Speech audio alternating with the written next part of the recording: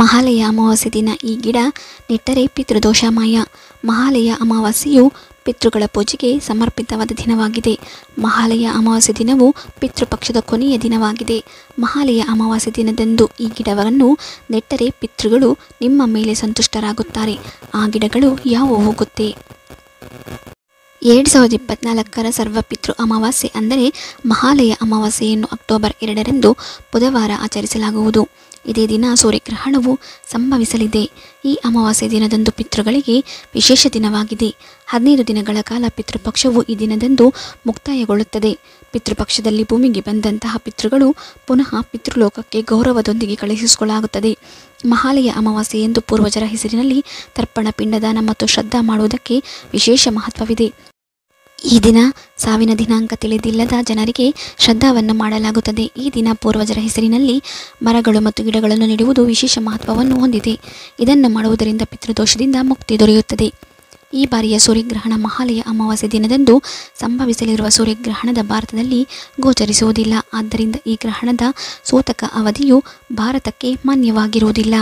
ಅಂತಹ ಪರಿಸ್ಥಿತಿಯಲ್ಲಿ ನೀವು ಈ ದಿನದಂದು ಯಾವುದೇ ಸಂದೇಹವಿಲ್ಲದೆ ಶ್ರದ್ಧಾವನ್ನು ಮಾಡಬಹುದು.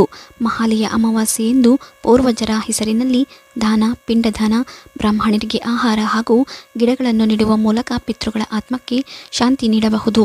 ದೇವತೆಗಳ ಜೊತೆಗೆ ಪೂರ್ವಜರು ಸಹ ಅರಳಿ ಮರದಲ್ಲಿ ನಿಲ್ಲಿಸಿದ್ದಾರೆ ಎಂದು ನಂಬಲಾಗಿದೆ. ಆದ್ದರಿಂದ ಅರಳಿ ಮರಕ್ಕೆ ನೀರನ್ನು ನೀಡುವುದು ಮತ್ತು ಸರ್ವಪಿತೃ ಅಮಾವಾಸ್ಯೆಯೆಂದು ದೀಪವನ್ನು ಬೆಳಗಿಸುವುದು ವಿಶೇಷ ಮಹತ್ವವನ್ನು ಹೊಂದಿದೆ. ಈ ಮರಗಳು ಮತ್ತು ಸಸ್ಯಗಳನ್ನು ನೆಡುವುದರಿಂದ ಪೂರ್ವಜರು ಸಂತೋಷಪಡಿಸುವುದು ಮಾತ್ರವಲ್ಲದೆ ಮರಗಳು ಮತ್ತು ಸಸ್ಯಗಳ ಮೂಲಕ ಧನಾತ್ಮಕ ಶಕ್ತಿಗಳನ್ನು ಸಹ ಪಡೆಯಬಹುದು. ವಿಷ್ಣುದೇವನ ವಾಸಸ್ಥಾನ. ಪಿತೃಪಕ್ಷದಲ್ಲಿ ಮರಗಳನ್ನು ನೆಡುವುದರಿಂದ ಪಿತೃದೋಷ ನಿವಾರಣೆಯಾಗುತ್ತದೆ. ಪೌರಾಣಿಕ ನಂಬಿಕೆಯ ಪ್ರಕಾರ ವಿಷ್ಣುದೇವನು ಬಿಲ್ವ ಮರದಲ್ಲಿ, ತುಳಸಿ ಮುಂತಾದ ಸಸ್ಯಗಳಲ್ಲಿ ನೆಲೆಸಿದ್ದಾನೆ ಮತ್ತು ದೇವರುಗಳು ಇತರ ಮರಗಳಲ್ಲಿ ನೆಲೆಸಿದ್ದಾರೆ. ಭಗವದ್ಗೀತೆಯಲ್ಲಿ ಶ್ರೀಕೃಷ್ಣನು 10ನೇ ಅಧ್ಯಾಯದ 26ನೇ ಶ್ಲೋಕದಲ್ಲಿ ಅರಳಿ ಮರವನ್ನು ತನ್ನ ರೂಪವೆಂದು ವಿವರಿಸಿದ್ದಾನೆ. ಅಂತಹ ಪರಿಸ್ಥಿತಿಯಲ್ಲಿ ಅರಳಿ ಗಿಡವನ್ನು ನದಿ ದಡದಲ್ಲಿ, ಪ್ರಯಾಗ, ಹರಿದ್ವಾರ ಯಾಗ ಮತ್ತು ಇತರ ಯಾತ್ರಾ ಸ್ಥಳಗಳಲ್ಲಿ ಮತ್ತು ದೇವಾಲಯಗಳಲ್ಲಿ ನೆಡುವುದರಿಂದ ಪೂರ್ವಜರು ಸಂತುಷ್ಟರಾಗುತ್ತಾರೆ ಮತ್ತು ಆಶೀರ್ವಾದ ನೀಡುತ್ತಾರೆ ಎನ್ನುವ ನಂಬಿಕೆಯಿದೆ. ಯಾವ ಸಸ್ಯಗಳು ಪಿತೃಗಳ ಆತ್ಮವನ್ನು ಸಂತುಷ್ಟಗೊಳಿಸುವುದು? ಪಿತೃಪಕ್ಷದ ಸಮಯದಲ್ಲಿ ಅರಳಿ ಮರವನ್ನು ನಿಯಮಿತವಾಗಿ ಪೂಜಿಸುವ, ನೀರನ್ನು ಅರ್ಪಿಸುವ ಮತ್ತು ದೀಪವನ್ನು ಬೆಳಗಿಸುವ ಮೂಲಕ ಪೂರ್ವಜರ ಆಶೀರ್ವಾದವನ್ನು ಪಡೆಯಬಹುದು. ಬಳ್ಳಿ ಗಿಡ ನೆಟ್ಟರೆ ಅತೃಪ್ತ ಆತ್ಮಕ್ಕೆ ಶಾಂತಿ ಸಿಗುತ್ತದೆ. ಇದು ವಿಮೋಚನೆ ಅಥವಾ ಮೋಕ್ಷವನ್ನು ನೀಡುವ ಮರವೆಂದು ಪರಿಗಣಿಸಲಾಗಿದೆ. ಮಹಾಲಯ ಅಮಾವಾಸ್ಯೆಯಂದು ಶಿವನಿಗೆ ಗಂಗಾಜಲ ಮಿಶ್ರಿತ ಬಿಲ್ವಪತ್ರೆಯನ್ನು ಅರ್ಪಿಸುವುದರಿಂದ ಪೂರ್ವಜರಿಗೆ ಮೋಕ್ಷ ಪ್ರಾಪ್ತಿಯಾಗುತ್ತದೆ. ಪಿತೃಪಕ್ಷದ ಸಮಯದಲ್ಲಿ ಆಲದ ಮರದ ಕೆಳಗೆ ಕುಳಿತು ಶಿವನನ್ನು ಪೂಜಿಸುವುದರಿಂದ ಪೂರ್ವಜರು ಸಹ ಶಾಂತರಾಗುತ್ತಾರೆ. ಪಿತೃಪಕ್ಷದ ಸಂದರ್ಭದಲ್ಲಿ ಮನೆಯಲ್ಲಿ ತುಳಸಿಯನ್ನು ನೆಟ್ಟು ಪೂರ್ವಜರ ಸೇವೆ ಮಾಡುವುದರಿಂದ ತೃಪ್ತಿ ಸಿಗುತ್ತದೆ.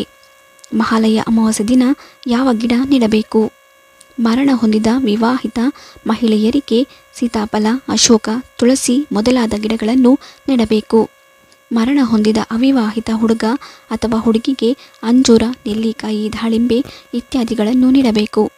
ಮರಣ ಹೊಂದಿದ ತಂದೆ, ಅಜ್ಜ ಮತ್ತು ಮುತ್ತಜ್ಜನಿಗೆ ಅರಳಿ, ಬಿಲ್ವಪತ್ರೆ, ನೆಲ್ಲಿಕಾಯಿ, ಆಲದ ಮರವನ್ನು ನೆಡಬೇಕು.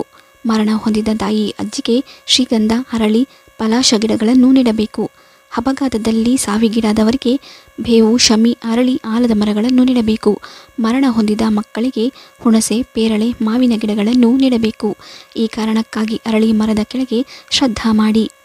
ನದಿಯ ದಡದಲ್ಲಿ ಮತ್ತು ಅರಳಿ ಮರದ ಕೆಳಗೆ ಶ್ರದ್ಧಾ ಮಾಡುವುದನ್ನು ಉತ್ತಮವೆಂದು ಪರಿಗಣಿಸಲಾಗಿದೆ. ಕುಟುಂಬದ ಸದಸ್ಯರು ಪಿತೃಪಕ್ಷ ಅಥವಾ ಅವರ ಮರಣ ವಾರ್ಷಿಕೋತ್ಸವದಂದು ಪೂರ್ವಜರ ಸ್ಮರಣೆಗಾಗಿ ಸಸಿಗಳನ್ನು ನೆಟ್ಟರೆ ಪೂರ್ವಜರು ಸಂತೃಪ್ತರಾಗುತ್ತಾರೆ ಮತ್ತು ಮನಸ್ಸಿನ ಎಲ್ಲ ಆಸೆಗಳನ್ನು ಪೂರೈಸುತ್ತಾರೆ.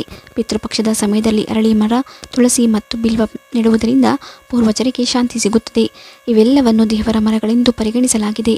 ಪೌರಾಣಿಕ ನಂಬಿಕೆಯ ಪ್ರಕಾರ ವಿಷ್ಣುದೇವನು ಅರಳಿ ಮರದಲ್ಲಿ ನೆಲೆಸಿದ್ದಾನೆ. ಸ್ನೇಹಿತರೆ, ಮಾಹಿತಿ ಇಷ್ಟ ಆದರೆ ಲೈಕ್ ಮಾಡಿ, ಶೇರ್ ಮಾಡಿ, ನಮ್ಮ ಚಾನೆಲ್ ಸಬ್ಸ್ಕ್ರೈಬ್ ಮಾಡಿ. ಮತ್ತೊಂದು ವಿಡಿಯೋದೊಂದಿಗೆ ಭೇಟಿಯಾಗೋಣ. ಧನ್ಯವಾದಗಳು.